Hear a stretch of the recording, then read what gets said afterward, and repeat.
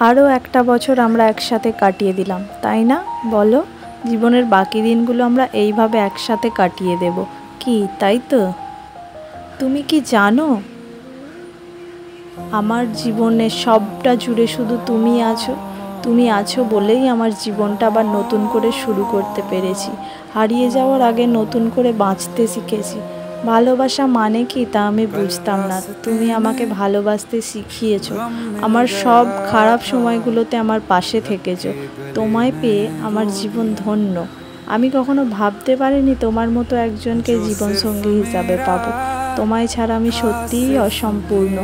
তুমি যেভাবে এতদিন আমার পাশে থেকেছো, আমিও চাই সেইভাবেই তোমার পাশে থাকতে, তোমার সব সময় আগলে রাখতে।